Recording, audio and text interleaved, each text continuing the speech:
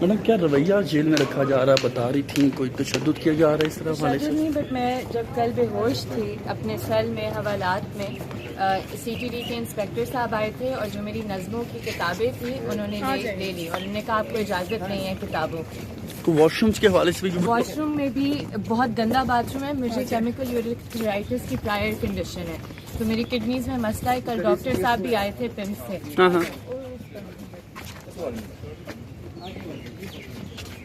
Please please आराम से relax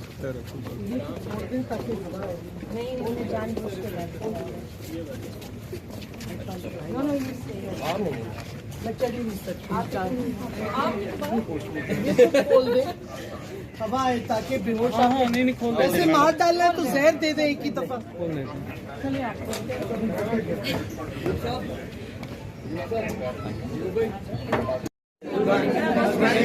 ऐसे ना करें, अभी आपके साथ ही जाएंगे, आपके साथ ही गाड़ी चलेगी, कोई मसला नहीं है।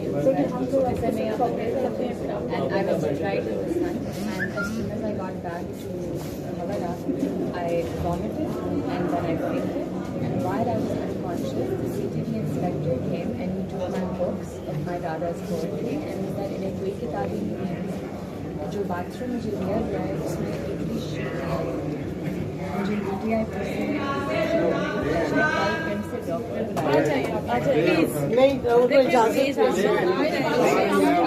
नहीं चले अदालत।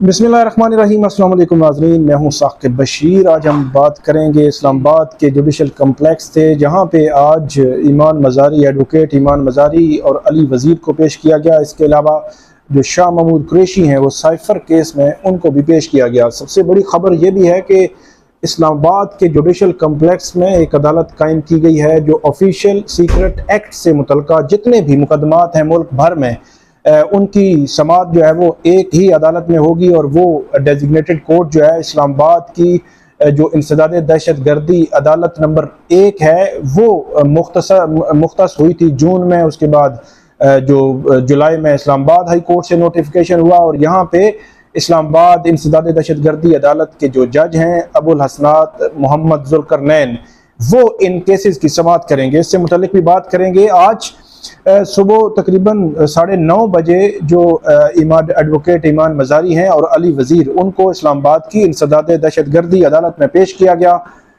3 रोज़ा फिज़ी का रिमांड जो अदालत ने मंजूर किया है उनका, और 24 अगस्त को दोबारा अदालत के सामने पेश करने की हदायत की है। प्रोसिक्यूशन ने इसमें यह मौक़िफ़ लिया था कि उनसे हमने एक तो वॉइस मैचिंग करनी है, इसके अलावा फोटोग्रामेट्री टेस्ट करवाना है। तो वॉइस मैचिंग का जो मामला है वो तो इस्लामाबाद से ही उसकी फैसिलिटी जो है वो मौजूद है, लेकिन जो फोटोग्रामेट्री टेस्ट है वो लाहौर की जो लेबॉर्ट्री है वहाँ से होता है। तो मेरा ये ख्याल है कि एक आध दिन उसमें लग सकता है।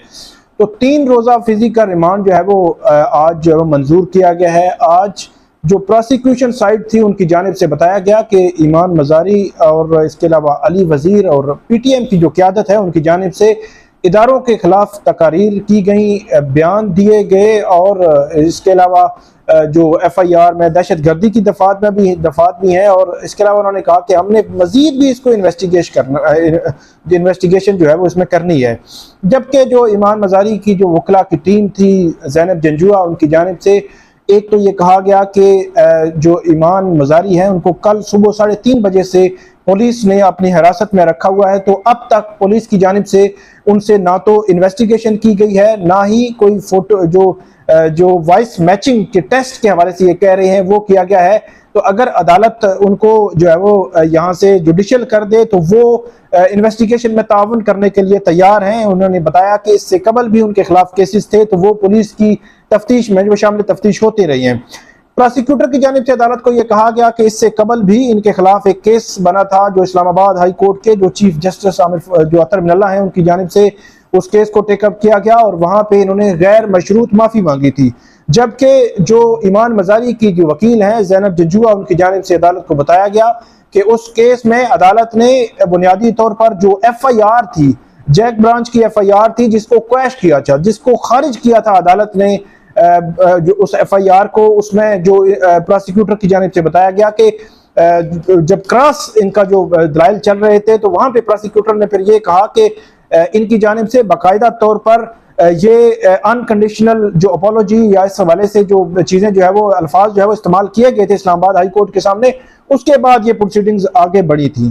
معاملہ یہ ہوا کہ عدالت نے دونوں جو فریقین ہیں ان کے دلائل سنے، لیکن جو وکلا کی ٹیم ہے ان کی جانب سے، جو ایمان مزاری کی وکلا کی ٹیم ہے ان کی جانب سے یہ کہا گیا کہ گزشتہ روز بھی ہم جو ویمن تھانہ ہے وہاں پہ ملنے کے لیے گئے، لیکن ہمیں ملاقات کی اجازت نہیں دی گئی، اور یہ ہمارا رائٹ ہے کہ ہم جو ایک تو جو ایمان مزاری ہیں وہ وکیل ہیں، ایڈوکیٹ ہیں، اور اس جو کورٹ کی جو آفیسر آف دا کورٹ ہیں، تو ان کو ویسے بھی اجازت ملنی چاہیے، تو ایک رائٹ کے طور پر عدالت جو ہے وہ اس حوالے سے آرڈر بھی کرے۔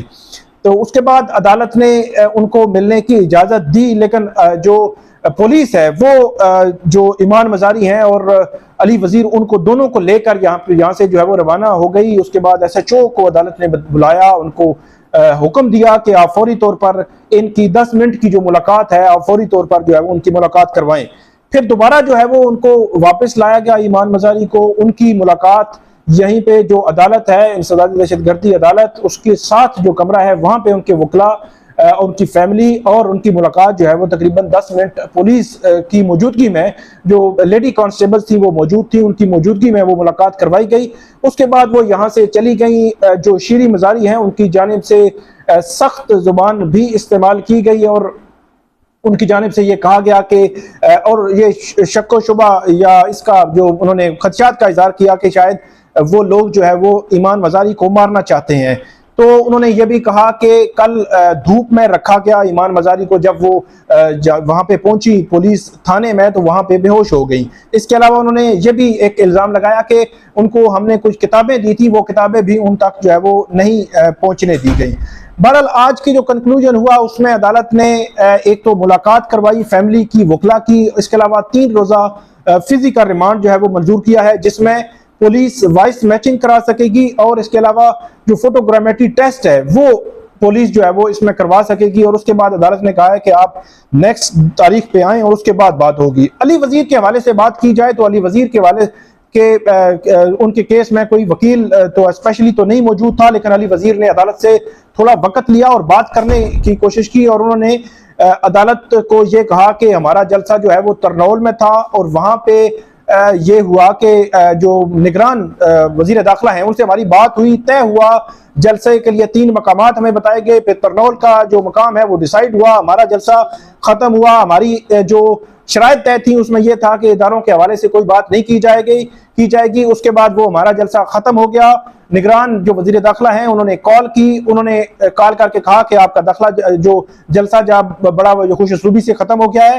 IG اسلام آباد نے اور وزیر داخلہ نے ان کو یقین دہانی کرائی کہ ان کے جتنے بھی جو کارکنان ہیں جن کو گرفتار کیا گیا ہے، جو سپریم کورٹ کی طرف جو ہے وہ گئے تھے اور شارع دستور کی طرف گئے تھے، تو ان کو گرفتار کیا گیا ہے، ان کو چھوڑ دیا جائے گا۔ تو علی وزیر نے عدالت کو بتایا کہ اگلے دن ان کو چھوڑ بھی دیا گیا تھا، لیکن اس کے بعد یہ دونوں مقدمات جو ہے وہ درج کیے گئے ہیں۔ ایک تھانہ ترنول میں مقدمہ ہے، دوسرا جو ہے وہ تھانہ سٹی ڈی کا مقدمہ ہے، یہ جو ہے مقدمات درج کیے گئے ہیں۔ بہرحال عدالت نے اس کا جو کنکلوژن یہی کیا کہ 3 دن کا جو جسمانی ریمانڈ ہے وہ تو منظور کر لیا ہے۔ اب تینوں روز جو ہے وہ ملزمان جو ایڈوکیٹ ایمان مزاری ہیں وہ تھانہ جو ویمن پولیس اسٹیشن ہے وہاں پہ اس کی کسٹڈی میں رہیں گی، اور اسی دوران ان کی وائس میچنگ اور ان کی فوٹوگرامیٹری ٹیسٹ ہوگا۔ اسی طرح علی وزیر کی وائس میچنگ اور فوٹوگرامیٹری ٹیسٹ ہوگا، اور اس کے بعد 24 اگست کو ان کو دوبارہ پیش کیا جائے گا۔ جو آفیشل سیکرٹ ایکٹ کی جو خصوصی عدالت ہے، اگر اس حوالے سے بات کی جائے تو یہ 27 جون کا نوٹیفیکیشن تھا وزارت قانون کا، پھر 3 جولائی کو اسلام آباد ہائی کورٹ کا نوٹیفیکیشن آیا۔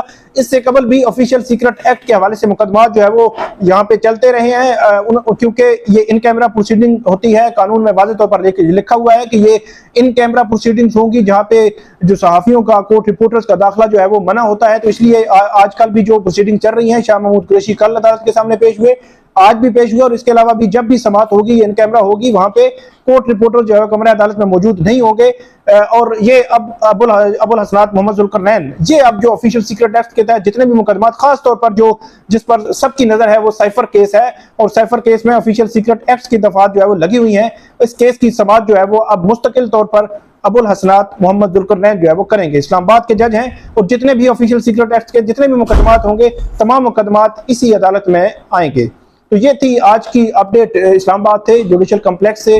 ایمان مزاری کا کیس ہے, علی وزیر کا کیس ہے اور شاہ محمود قریشی کا کیس جو ہے وہ آفیشیل سیکرٹ ایکٹس کا. اب اس میں جو اپڈیٹس آتی رہیں گی وہ بھی ہم آپ کے ساتھ شیئر کرتے رہیں گے. بہت شکریہ.